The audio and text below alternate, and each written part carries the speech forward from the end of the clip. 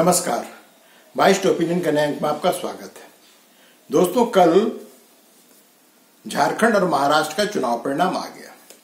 दोनों जगह की जनता ने एक तरफा जीत दिलाई है। एक तरफा जीत इस मायने में कि जहां झारखंड में हेमंत सोरेन को और उनके जो गठबंधन है उनको एक तरफा जीत दिलाई गई, अभूतपूर्व है। उसी प्रकार से महाराष्ट्र में जो एनडीए अलायंस है भारतीय जनता पार्टी का, उसको भी एक तरफा वोट दिया गया है। भारतीय जनता पार्टी वहां पर अब तक जो चुनाव हुए हैं उसमें सबसे ज्यादा सीट पाई है। इतना सीट विधानसभा के चुनाव में भारतीय जनता पार्टी महाराष्ट्र में कभी नहीं पाई थी। उसी प्रकार से झारखंड मुक्ति मोर्चा इतना सीट 34 सीट झारखंड में कभी नहीं पाई थी। और सबसे मुख्य चीज, झारखंड में एक और अभूतपूर्व चीज हुआ है। यहां पर झारखंड अलग राज्य निर्माण के पश्चात आज तक किसी भी सरकार ने अपने को दोहराया नहीं है। मतलब यह है कि जिसकी सरकार होती है उसका हारना तय होता है। लेकिन इस बार पहली बार ऐसा हो रहा है कि हेमंत सोरेन सरकार अपने को दोहरा रही है। वो फिर से और पहले से ज्यादा बड़े मैंडेट के साथ में चुनाव जीत करके आ रही है और सरकार बनाने की प्रक्रिया प्रारंभ हो चुकी है। और संभवतः मंगलवार को हेमंत सोरेन शपथ ग्रहण करेंगे अपने मंत्रिमंडल के साथ में। अब देखिए उसमें क्या होता है, क्योंकि इनके 4 बड़े मंत्री जो हैं, एक मिथिलेश ठाकुर, बन्ना गुप्ता, बेबी देवी और बैद्यनाथ राम चुनाव हार गए हैं। तो स्वाभाविक है उनके जगह पर नया चेहरा आवेगा। तो ये देखने वाली बात होगी कि नया चेहरा कौन होगा। लेकिन यहां पर जो भारतीय जनता पार्टी की हार हुई है, वो हार भी अपने आप में अभूतपूर्व है, क्योंकि भारतीय जनता पार्टी आज तक इतना कम सीट कभी नहीं पाई थी। आजसू का तो लगता है सफाया हो गया है। जयराम मातो की पार्टी सिर्फ 1 सीट जीती है, लेकिन उसने हेमंत सोरेन को वो बल प्रदान किया है कि भारतीय जनता पार्टी का सुपड़ा साफ हो गया। यहां पर अगर आप कह सकते हैं सुपड़ा साफ हो गया है। अगर यहां पर जयराम महतो न होते तो ये चुनाव का परिणाम नहीं आता। इन्हीं सब बातों का दोस्तों विश्लेषण करेंगे कि आखिर भारतीय जनता पार्टी जो इतने जोर शोर के साथ में पूरे अपनी चुनावी मशीनरी का उपयोग कर रही थी, उसके बावजूद उसकी इतनी बुरी तरह हार क्यों हुई। बहुत सारे जानकार इसका विश्लेषण अभी महीनों तक करते रहेंगे। उसी में एक छोटा सा प्रयास है मेरा विश्लेषण। लेकिन मैं विश्लेषण करूं उससे पहले जो लोग वीडियो देख रहे हैं और अब तक चैनल को सब्सक्राइब नहीं किए हैं, उनसे गुजारिश होगी कि वो चैनल को सब्सक्राइब कर लें, वीडियो को अंत तक देखें, अच्छा लगे तो लाइक बटन दबा दीजिए और कमेंट कीजिए। तो आइए चलते हैं आज के वीडियो पर। दोस्तों, यहां पर चुनाव प्रचार जब हो रहा था, जिस प्रकार से मीडिया में उसको बढ़ा चढ़ा करके दिखाया जा, तो बढ़ा चढ़ा के ही कहेंगे, जिस प्रकार से मुद्दों को, जो जमीनी मुद्दा नहीं था, मुद्दा था लेकिन वो जमीनी मुद्दा नहीं था। पहला मुद्दा घुसपैठ का, दूसरा मुद्दा जो यहाँ पे बड़ा उठाया जा रहा था वो था परिवारवाद, भ्रष्टाचार। देखो भ्रष्ट आदमी है, मुख्यमंत्री भ्रष्ट है, वो देखो जेल होके आया है। ये 2-3 मुद्दे जो यहाँ पे काफी जोर शोर से उठाया जा रहा था। मैंने पिछले वीडियो में भी कहा था कि जमीनी स्तर पर इन मुद्दों का कोई प्रभाव नहीं है। आइए एक एक मुद्दों। भ्रष्टाचार जो है दोस्तों, ये पूरे देश में व्याप्त है। ये किसी एक राज्य की समस्या नहीं है, किसी एक पार्टी की समस्या नहीं है, और कोई भी पार्टी भ्रष्टाचार से परे नहीं है। सबके सब जो है उनके कोई ना कोई पार्टी के सदस्य जो है भ्रष्टाचार में कहीं ना कहीं लिप्त पाए जाते हैं। जांच होती है, कुछ जेल जाते हैं, कुछ बच जाते हैं बड़े बड़े वकीलों को खड़ा करके। तो भ्रष्टाचार को अब इस देश में जो है एक राजनीति का हिस्सा मान लिया गया है। वो अब कोई किसी को चौंकाता नहीं। जब किसी के यहाँ 150-200 करोड़ रुपया भी मिलता है तो अब लोग उससे चौंकते नहीं हैं। इसलिए अब ये जो मुद्दा है, भारतीय राजनीति, मैं सिर्फ झारखंड की बात नहीं कर रहा हूं, पूरे देश की बात कर रहा हूं, अब ये कहीं भी लोगों को चौंकाता नहीं है। इसलिए अब ये चुनाव का मुद्दा नहीं बन पाता है। हालांकि कुछ राज्यों में, जैसे कर्नाटक के चुनाव में, उस समय 40% कमीशन की बात करके कांग्रेस वहां पे लोगों को दिग्भ्रमित किया था। लेकिन अभी तो उसके मंत्री, मुख्यमंत्री सबके सब उसी में फंसे हुए हैं। तो भ्रष्टाचार अब मुद्दा नहीं है, और कोई भी पार्टी इस मुद्दे को उठा करके भारतीय राजनीति में अब राजनीति नहीं कर सकती है और न ही चुनाव जीत सकती है। कोई नहीं जीत सकता है। कोई इस मुगालते में जी रहा है कि हम जो भ्रष्टाचार का मुद्दा उठा करके चुनाव जीत लेंगे, तो ये उसकी सबसे बड़ी गलतफहमी है, नंबर 1। दूसरा चीज है परिवारवाद। अब बताइए कौन सा राज्य भारत का है जहां पर परिवारवादी पार्टी नहीं है? जितनी क्षेत्रीय पार्टियां हैं किसी भी राज्य में हो, वो सब का सब परिवारवादी है। उनको लगता है कि उनका दुकान है और जो दुकान मालिक जब मरेगा तो उसका मालिक तो उसका बेटा ही होगा। आप किसी अन्य को ला करके तो वहां पे बिठाते नहीं अपने दुकान पे। तो अब जो राजनीतिक पार्टियां, विशेष करके जो क्षेत्रीय दल है, वो सबके सब जो परिवारवादी पार्टी है और लोगों ने इसे भी अब स्वीकार कर लिया है, इसे भी स्वीकार कर लिया। अब सोचिए कि जो फ्रीबीज है, जो मुफ्त की रेवड़ी मिलती है, चुनाव से ठीक पहले हेमंत सोरेन ने उसको पेश कर दिया, बिजली बिल माफ कर दिया लोगों का, 200 यूनिट बिजली मुफ्त कर दिया, मैया योजना ले आया, उसके तहत जो है पैसा भी मिलने लगा महिलाओं को। अब इसके बावजूद कहो नृप हमें कहानी, भाई राजा कोई भी हो, हमारे थाली में रोटी आ रहा, बस हम खुश हैं। उसको इससे कोई मतलब नहीं है कि वो परिवारवादी है, वो डिक्टेटर है, वो फांसीवादी है।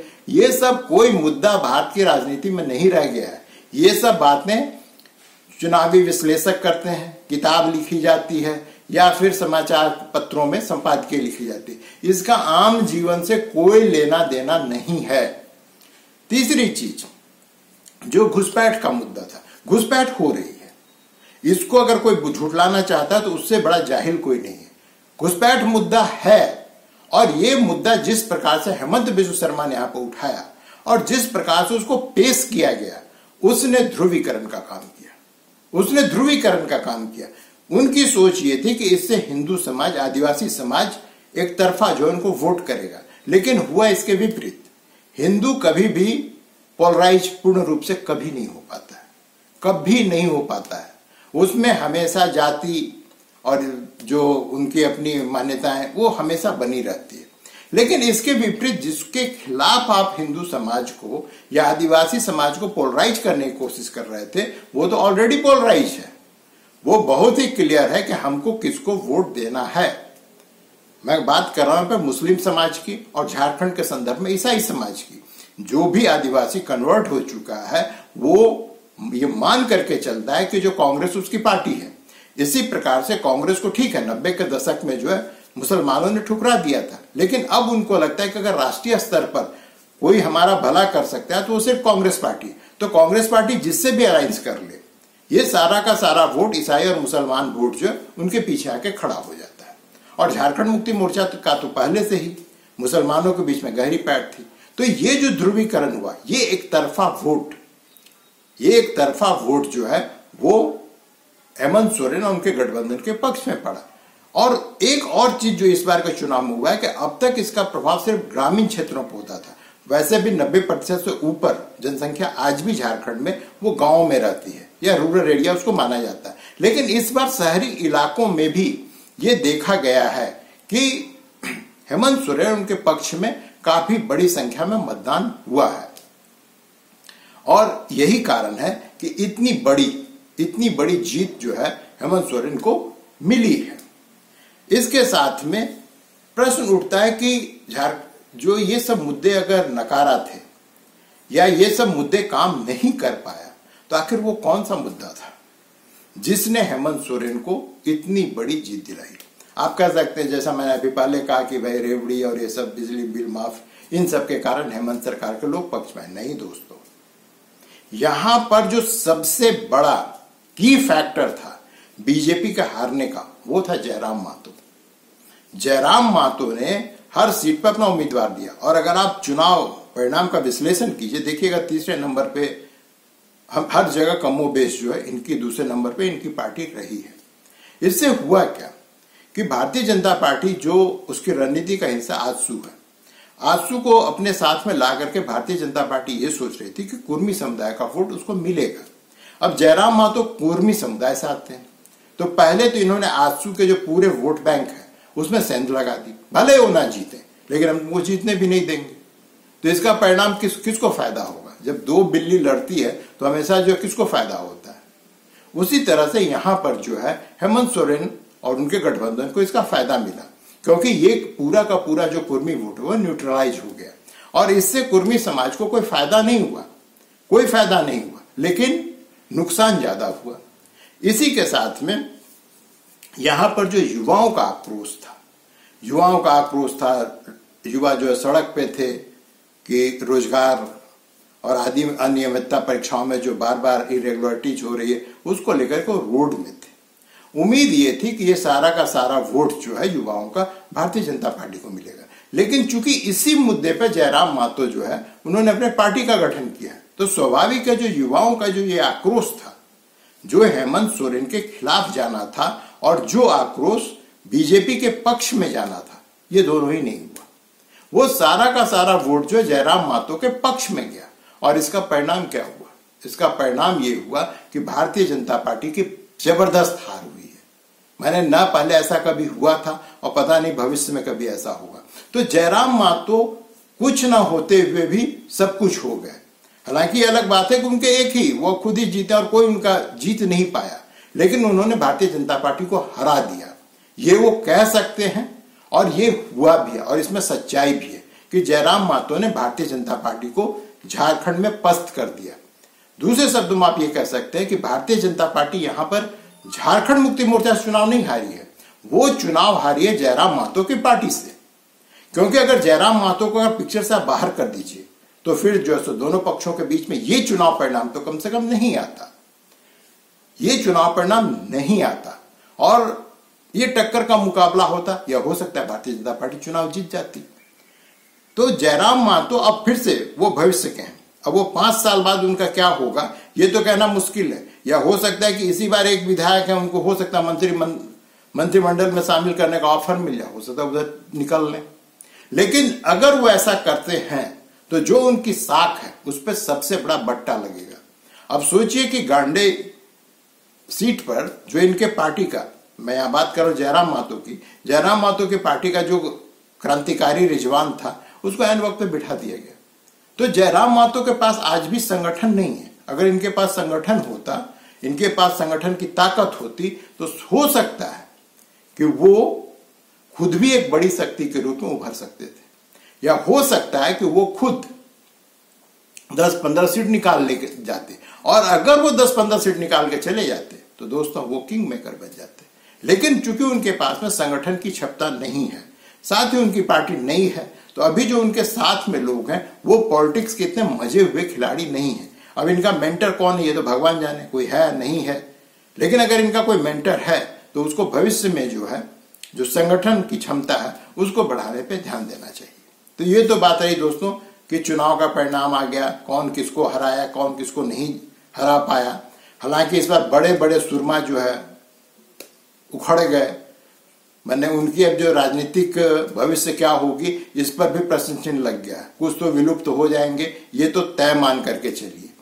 लेकिन यहाँ पे दोस्तों एक और बड़ा चीज यहाँ पे सामने आया है कि जो आदिवासी है उसका वोट तो इंटैक्ट है, चाहे वो सरना हो या कन्वर्टेड हो। सरना आदिवासियों ने भी एक तरफा जो है वो झारखंड मुक्ति मोर्चा के पक्ष में मतदान किया है। लेकिन यहाँ पे एक और चीज है जिसकी बात बार बार मोदी जी करते हैं, कहते हैं कि कांग्रेस परजीवी पार्टी है। तो झारखंड मुक्ति मोर्चा के संदर्भ में तो 100% सही है, नहीं तो वो 16 सीट जीतने लायक पार्टी नहीं है। लेकिन चूंकि वो झारखंड मुक्ति मोर्चा के कंधे पे सवार है तो उसने भी 16 सीट जीत लिया, और स्वाभाविक है कि वो फिर मंत्रिमंडल गठन में जो सो मोल भाव करेगी। लेकिन क्या कांग्रेस जिस प्रकार से यहां पे बिहेव कर रही है और पूरे देश के संदर्भ में भी अगर आप देखिए तो क्या वो बिना किसी सहयोग के, बिना किसी गठबंधन के, बिना किसी क्षेत्रीय पार्टी के गठबंधन के चुनाव लड़ने के लायक है? महाराष्ट्र का चुनाव परिणाम कहता है नहीं। महाराष्ट्र का चुनाव परिणाम जो है वो भारतीय राजनीति पर, खास करके राष्ट्रीय राजनीति पे बहुत ज्यादा प्रभाव डालने वाली है। बहुत ज्यादा का मतलब बहुत ज्यादा, क्योंकि वो देश की जो है फाइनेंशियल कैपिटल है।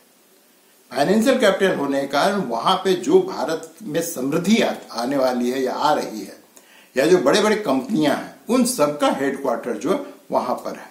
और उस जगह पर अगर कांग्रेस काबिज होती तो उसके पास में, दोस्तों छुपाने की बात नहीं है, उसके पास में फंड जो है काफी ज्यादा हो जाता और फिर वो अपने को रिवाइव कर सकती थी। लेकिन चूंकि उनके हाथ से महाराष्ट्र निकल चुका है, कर्नाटक उनके पास में है और हिमाचल और उसके बाद में जो तेलंगाना, इन तीनों राज्यों की आर्थिक स्थिति बदहाल है, क्योंकि उन्होंने जो वादे किए थे और जो उन वादों को पूरा करने के चक्कर में जो उनका खजाना है प्रतिदिन खाली होता जा रहा है। तो उस जगह पर अब जो है वहां से अगर पार्टी ये उम्मीद करती है कि उनको कुछ फंड प्राप्त होगी तो ये संभव नहीं है। झारखंड क्यों नहीं भारतीय राजनीति के राष्ट्रीय राजनीति में महत्वपूर्ण है, क्योंकि एक तो यहाँ पर लोकसभा के सीटों की संख्या बहुत कम है और उसके बाद यहाँ पर जो राजनीति है उसका बिहेव बड़ा अजीब सा है।